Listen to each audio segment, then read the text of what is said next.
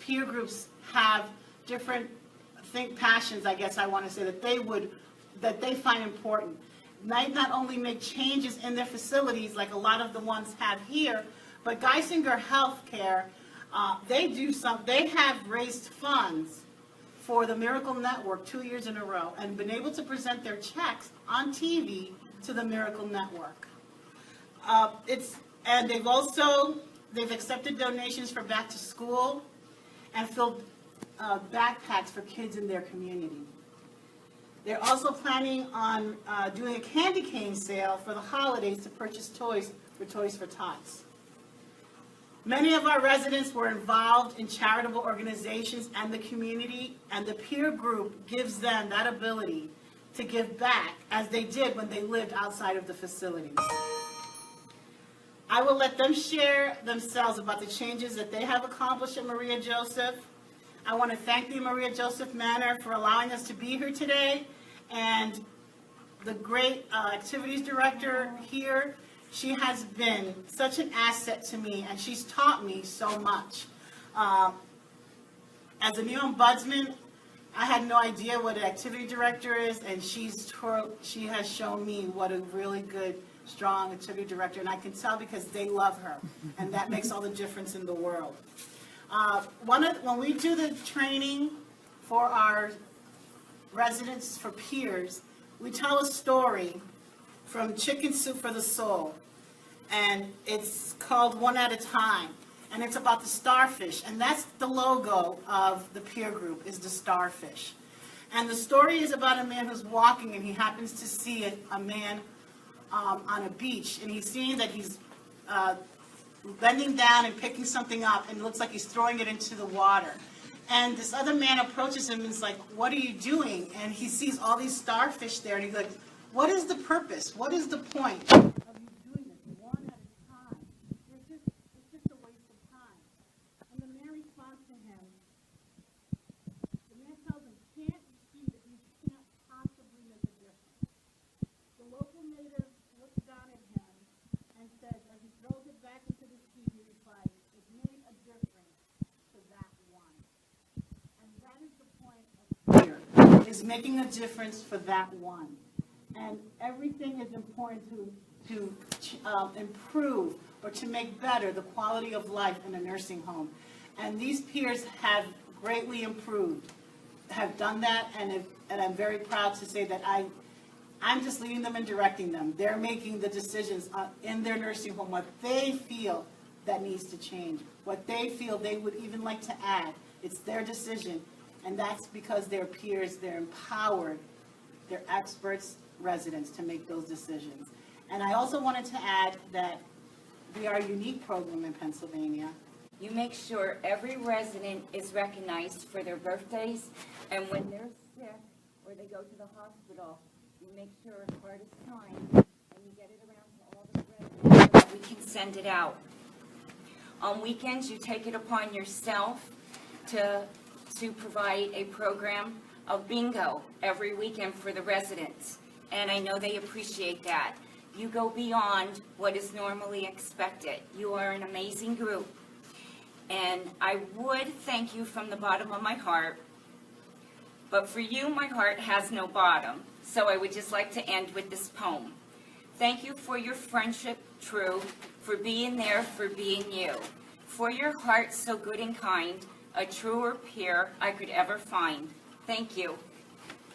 And I'll turn it over to Arlene. I'm Arlene Yoakum, and I've been a peer for 3 years.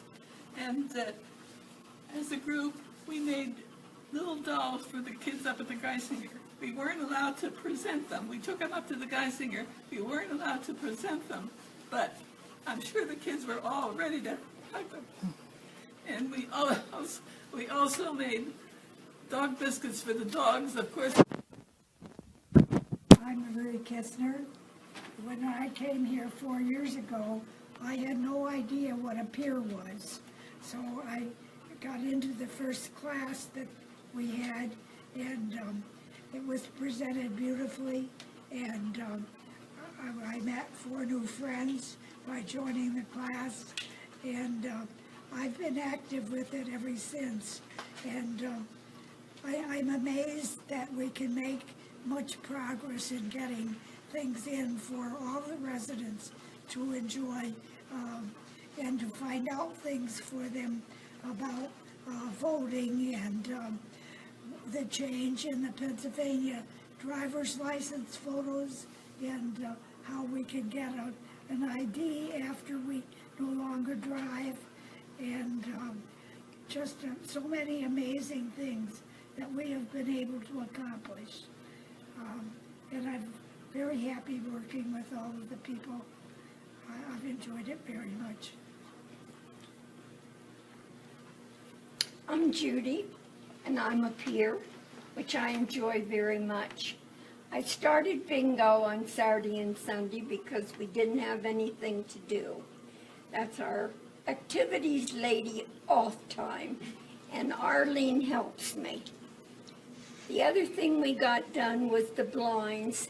We needed the blinds fixed for some of our ladies who have bad eyesight. And the other thing I do is I try to play the piano when they let me. Go ahead, dear. I'm Margaret Dugan, and I've been here 9 years, so I started in the early peer groups. And I found the thing that was most important were the signs you put on the door that says you're a peer, because people come and approach you before you get time to approach them.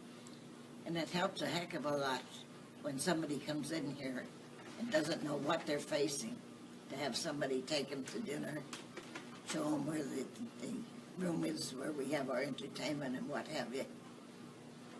It's good for us and it's good for them. And now let's say we do birthday cards. They talked about getting the voting, that we're hoping someone will come in and give us an idea of who the candidates are. We haven't succeeded in that yet. And that's about it. Before we go on to Michael, I just wanted to have you guys explain a little bit more about what do you do when a new person comes into the facility? They have a welcome program. So can one of you explain that to the? What I like to do is to take a bag of little toiletries and pencils and stamps and things that are things you may not have remembered, and show them where they can get stamps, where to put their mail, where to pick up their mail. I feel it important to take them to the dining room the first few times. It is very confusing having a ground floor and a first floor. Some of them like to have the information on the church services. I can't think of all the things that you can, just in yourself thinking about it. One of the most terrifying things for me was when the first fire alarm went off. And it's like psychedelic in the middle of the night. And I try to remember to tell them, don't hurry, because many people have fallen. I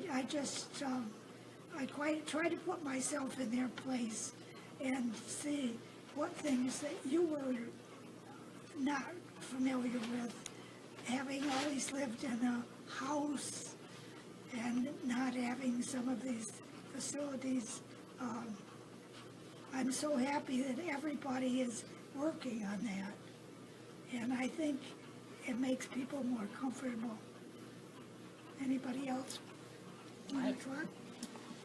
Well, to go over, just to talk to residents, to give them information on what all that is offered them, and of course the time of season it is, cold and flu season, and what's available shots, and washing hands, being afraid of touching stuff. And it mainly to be active, to walk the hallways, come see a movie, video, and participate in all the activities. And every resident gets a calendar in their room. I remind them to look at the calendar and make a list of all the events happening each day, so they don't forget about the events that are available to them each day. Michael is our president of Resident Council. Yes. The last resident council we had, Margaret, I remember someone gave you a letter. To You want to read, share a little yeah. bit about if someone has a concern, what you She do? didn't want to express it herself, so she wrote it down and she asked that I read it to them. Yeah, we will speak for other people. Any concerns or questions they have, we will try to get them the answers if we can't answer them ourselves. Wilda, lock the door. People are gonna come and try to get the peers to move in with them.